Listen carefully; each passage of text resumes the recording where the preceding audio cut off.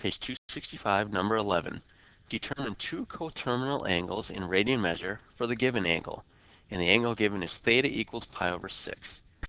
Okay, let's make a sketch of where this angle would be. So over here I'm going to just put a set of axes.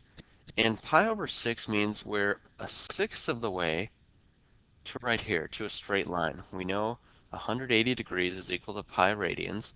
Pi over 6 is a sixth of the way there. Now we could convert this to degrees. You could say a sixth of 180 is 30 degrees, but you should get to the point where you can visualize pi over 6 radians without converting to degrees. So a sixth of the way to that straight line would be an angle that looks something like this. So sketch that. We'll put pi over 6 right here. So right here, that's pi over 6 radians. Okay, now the directions say determine two coterminal angles in radian measure. Let's get one positive, one negative coterminal angle. Now that basically means we want to know two other angle measures that will end up at this exact same spot right here. Okay, here's how we could find one of these. Let's start on this x-axis again, and let's imagine going around this entire circle and continuing until we get to this spot here. Now all the way around the circle is 2 pi radians. If I continue this much more, I'm going pi over 6 more. So if I go all the way around the circle, it's 2 pi, plus I'm going pi over 6 more. So let's add these together. 2 pi, if I think of that as a fraction, it's 2 pi over 1.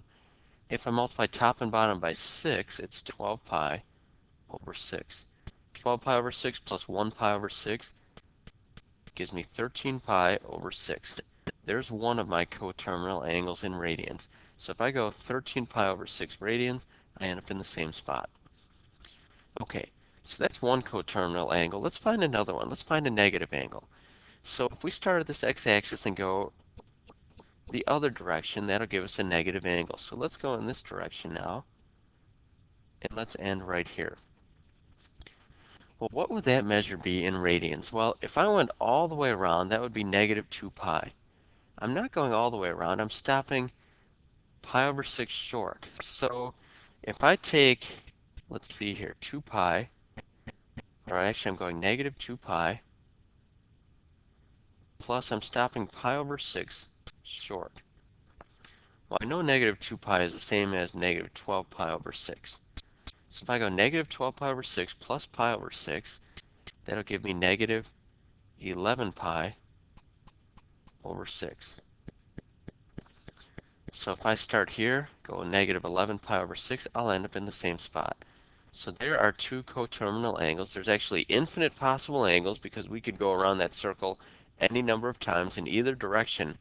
As long as we end at this spot, we've got a coterminal angle.